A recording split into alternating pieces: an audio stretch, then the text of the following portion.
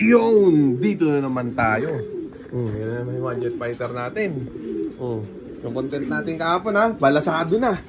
Samantala may content ulit tayong bago ngayon. May nagtanong na naman na tropa.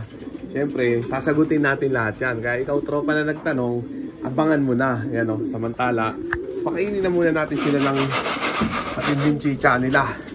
Racer Mix, Living Master, lahat na natin to sakto sa kanila to. Yan o. Yan, simot sarap yan. Kunti lang yan. Yan sila. Solve. Alisin natin itong magdamagang tubig ng baterya. Yan. Saan natin i-content? Yung tanong ni tropa. Yan, ganda tignan. Yan. Alas 10 pasado na tayo nakakyat din eh. Yung tanong ng tropa, yung about sa pellet. Siguro litong-lito siya. Yan kasi siyempre may mga napapanood siya sa mga nagko-content na yung pellet hindi daw maganda sa ibon, ganyan-ganyan. Dapat daw pure grains. Yan o. So, lilinawin natin. Tatalakayin natin isa-isa yan about sa breeding at saka sa mga paronda natin. Yan o. Yung tungkol sa pellet. Yung pagkabinigyan ba ng pellet, makaganda ba o hindi. O, may nag-itlog na dun. Yung Hermine imbrick natin, may itlog. O mag-comment lang yung may gusto yan bago mabasag yan. Ano, pamimigay ko sa mga tropa. May hinang nila lang. Siyempre, mga masipag mag-share at mag-comment dito sa ating mga video. Ano, yan, tropa, sagutin na natin. Ako kasi gumagamit talaga ako ng pellet. Yan, simulat sa pool, nagpe-pellet ako sa breeding, sa flyer. Siguro mga ikalawang taon ko na to nagpe-pellet. Hindi. Sa Wingmaster, ikalawang taon. Pero nung araw pa, nagpe-pellet na talaga ako sa flyer. Naghahalo ako ng pellet dyan. Konti lang naman. Ngayon, yung gamit ko Racer Mix ni Wingmaster. May pellet na talaga yan, kaya hindi ko na kailangan haluan. Tapos sa breeding, simulat sa pool, naka-pellet din ako. Ibang pellet yung gamit ko nung araw. Siyempre, nung nalaman ko yung Wingmaster, mas maganda yung epekto sa mga ibong ko, sa breeding ko. Yan, kaya yun ang gamit ko. Ayan, sa palagay ko dyan, para sa akin, kaya nga nagbibigay ako ng pellet sa mga ibon. Nakikita ko na mas maganda pagka naka-pellet, lalong-lalo na sa breeding. Hindi basta-basta nadudurog ang breeder. Hindi talaga nadudurog. Kahit hindi bigyan ng vitamins. Basta patukan ni Wingmaster. Kasi yung pellet nun sagana na sa vitamins, kaya hindi mo na kailangan magbigay ng kung ano-ano. Yan yung mga only breeding ko, kahit itong mga panlabang ko, dun galing. Ayan kaya yung pag mga pupunta dito hapon, may pumuntang tropa dito, pinahipo ko yung mga breeder, nagulat. Bulto yung mga katawan kahit na nagsusubo yung mga ibon, kahit nakailang clutch na. Ayan kung hindi kayo naniniwala, pwede kayong pumunta dito, pahihipo ko sa inyo yung mga breeder ko. Ayan tungkol naman doon sa mga sinasabi ng iba, na hindi naman nakakaranas pa ng mga ganitong sistema na nagpe-pellet sa ibon, na ang sinasabi ampaw daw pagka naka-pellet. Wag po kayong maniniwala sa mga ganun. Dahil marami ng pruweba na marami na nag-champion na ginamitan ng pellet ang ibon. Tulad na lang si Batanes champion kay pare Ipepogi ko. Since birth pinakain niya ng pellet yun.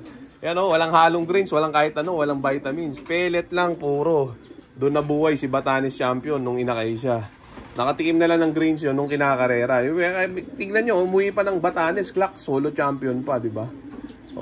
Paano sasabihin ampaw yun? Hindi lang yun. Yun lang yung alam ko, nasa sample Ewan ko pa sa iba na nakapelet pagka nagkarera, yung pinalaki sa pellet ng ibon. Malamang marami dyan na nakapag-champion na ng ganun. Kaya hindi natin po pwede sabihin na ampaw ang ibon pagka nakapelet. Kasi marami ng ebidensya, marami ng pruweba na nagcha-champion talaga ang ibon kahit pinalaki mo sa pellet.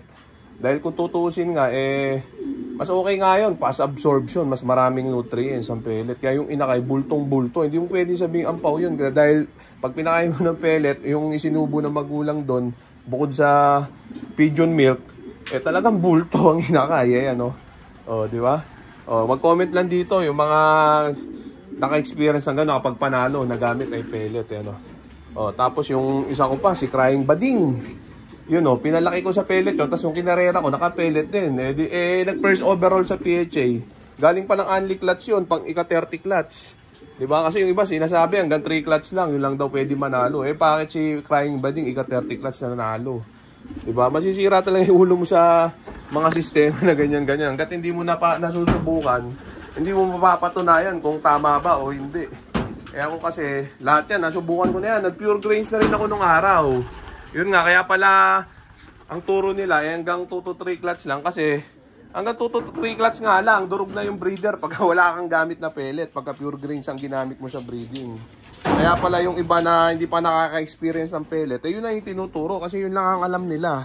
Ayan, pag nakasubok mag-pellet yung mga yan, magbabago pananaw ng mga yan. Lalo na pagka nakapagpanalo sila ng naka-pellet yung ibon. Yan ha. Oh.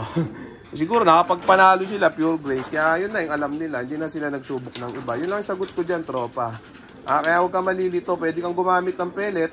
Ngayon kung ayaw mong gumamit, edi huwag kang gumamit. Hanggang 3 clutch lang yung ibon mo, yung breeder mo. Diba? Durog na yun. Last pag na breeder mo nun, pagka ganun. Ayan, wala na. Okay na yung mga jet fighter natin. Andito na sila.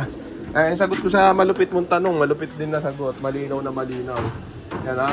Kung kanya-kanya sistema rin kasi yan. Sabi ko nga sa'yo, mayroong mga fancier na ayaw ng pellet. Nagbe-breed sila pure grains. Tapos yung vitamins nila, sangkatutak. Ano-ano nilalagay, pati mga minerals, lahat. Sinasalpak lahat doon sa feeder ng ibon. Tapos yung tubig nila, lagi may kulay. Pero hanggang 3 clutch pa lang din yung kaya ng clutch nila, yung breed nila, pagka ganun. Iba talaga pag nakapelet ang ibon sa breeding. Pagdating mo sa karera, sabihin na natin mas marami yung hindi nagpe-pellet. Yan, tapos ilan lang din yung nagbibigay ng pellet sa karera. Ayan o. Parehas pwedeng manalo kahit na naka-pure grains ka pagdating ng karera or naka-pellet ka. Parehas pwedeng manalo, tropa, kasi napatunayan ko na yan. Napanalo ko na ng first overall sa PHA. Kaya hanggang ngayon, yun ang sinusundan ko na sistema na kahit papano, nakakatikim sila ng pellet. Kaya mga tropa, ha? Ayos ba yung sagot natin? Ito na yung mga jet fighter natin. Nakaronda position na sila. Kaya hindi na muna natin patatagalin pa. Kaya parurondayin na muna natin itong mga jet fighter natin, mga tropa. Baka parurondayin pa ng iba. Ay na sila. Yan. Tanong lang kayo. Mag-comment kayo. Para masagot natin ng malupit dyan. Nagkumahos. Yan. Grabe. Yan ang ronda ng nakapelet. Nag-iisang oras lagi. Yan ha. Dahil yan sa Racer Mix. The Wing Master. Yan o. Di ba? Okay naman yung mga ibon natin. Pag may nakabadong dyan, ako. Wala na siguro malilito niyan. Pag may nakabadong uli. Ayan ha. Dapat nga, tapos na yung ganyan tanong dahil nag-press overall na si Crying Bading sa PHA, naka-pellet. Dalawang klase pa ng pellet ang inahalo ko sa patoka noon. Isang, hindi ko nasasabihin kung anong brand yun. Basta dalawang klaseng pellet. Ngayon, Wing Master na pellet yung gamit ko. Ayan o. Yung isang pellet kasi na gamit ko, na-phase out na. Wala na. So, okay na yan mga tropa. Tutuldok na yung mga yan. Dadayo na ng isang oras yung mga yan. So, dito ko na muna tatapusin itong video na to. Shoutout sa may hilang nilalang. Okay na.